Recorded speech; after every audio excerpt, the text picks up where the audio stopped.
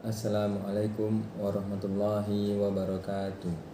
Saya Jasrian Erlangga Harahap dengan NIM 230304267 dengan kelas 2 Rek A MGT 5. Di sini saya akan memaparkan sebuah materi yang berjudul kegiatan bank mengalokasikan dana.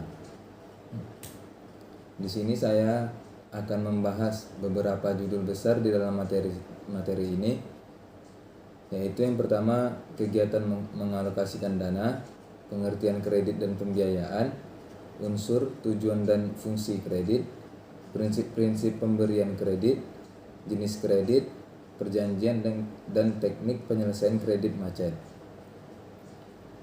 Dan berikutnya kita akan masuk ke judul yang pertama, yaitu kegiatan mengalokasikan dana.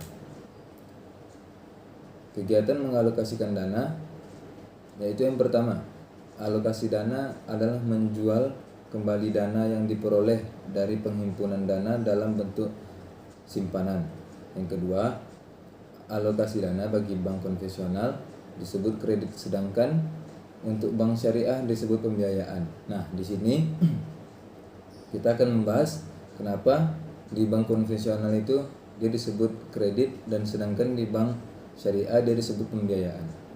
Langsung saja kita masuk ke selanjutnya, yaitu di pengertian kredit dan pembiayaan pada Undang-Undang Nomor 10 Tahun 1998. Kredit adalah penyediaan uang atau tagihan yang dapat dipersamakan. Dengan itu berdasarkan persetujuan atau kesepakatan pinjam meminjam antar bank dengan pihak lain yang mewajibkan pihak peminjam melunasi utangan setelah jangka waktu tertentu dengan pemberian bunga.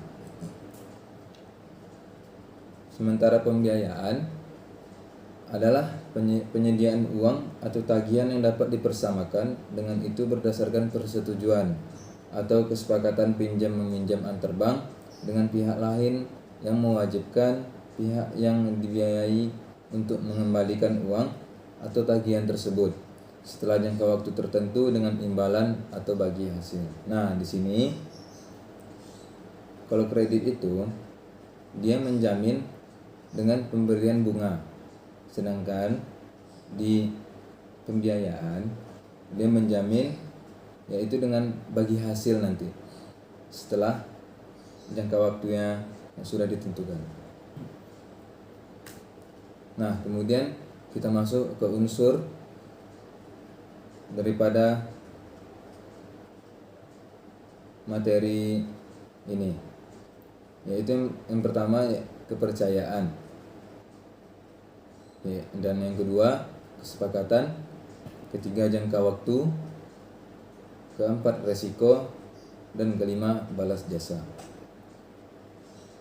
Yaitu kelima unsur ini sangat penting yang ada di unsur kredit. Kemudian kita masuk ke tujuan kredit, yaitu yang pertama mencari keuntungan atau mereka mencari keuntungan dari bunga. Yang kedua, membantu usaha nasabah. Yang ketiga, membantu pemerintah. Contohnya penerimaan pajak, membuka kesempatan kerja bagi masyarakat, meningkatkan jumlah barang dan jasa, menghemat devisa, dan yang terakhir meningkatkan deviso atau mengekspor barang impor. Yang berikutnya kita masuk ke fungsi kredit. Yang pertama ialah meningkatkan daya guna uang. Uang berguna untuk menghasilkan barang dan jasa. Yang kedua, meningkatkan peredaran dan lalu lintas uang. Dan yang ketiga, meningkatkan daya guna barang, yaitu kredit yang diberikan dapat digunakan untuk merubah barang yang tidak berguna. Yang keempat, meningkatkan peredaran barang. Yang kelima, sebagai alat stabilitas ekonomi. Dan yang keenam, untuk meningkatkan kegairahan bekerja. Yang ketujuh, meningkatkan pemerataan pendapatan. Yang kedelapan, meningkatkan hubungan internasional. Nah, di sini ada prinsip-prinsip pemberian kredit, yaitu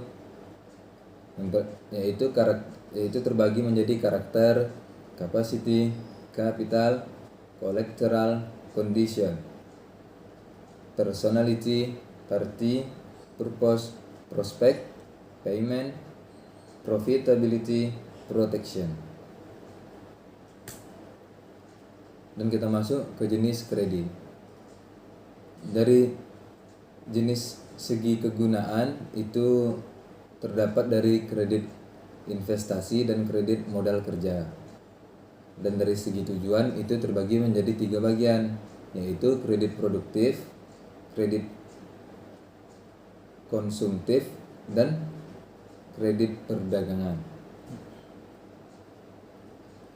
Dan dari segi jangka waktu itu terbagi juga menjadi 3, dari jangka waktu pendek, jangka waktu menengah, dan jangka waktu yang panjang. Dari segi menjamin, tanpa jaminan, dengan jaminan, atau berwujud tidak berwujud orang.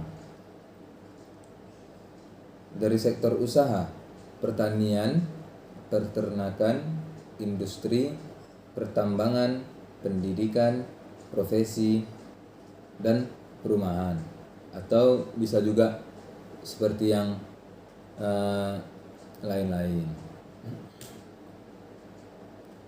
Perjanjian dan teknik penyelesaian kredit macet, yaitu pertama, prosedur pemberian kredit.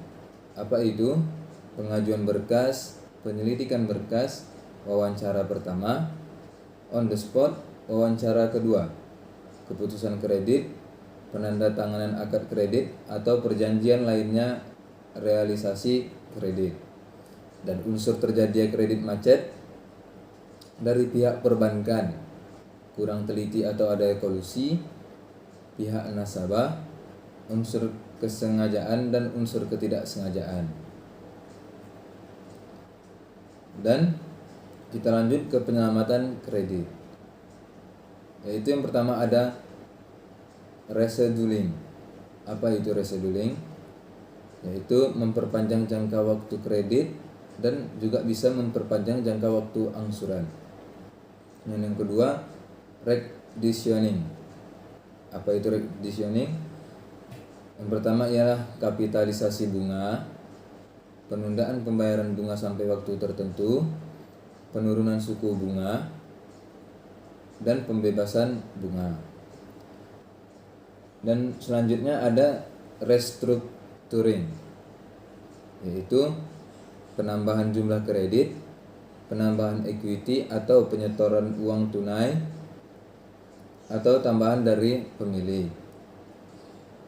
Dan selanjutnya ada kombinasi dan penyitaan jaminan. Mungkin cukup sekian yang bisa saya sampaikan. Assalamualaikum warahmatullahi wabarakatuh.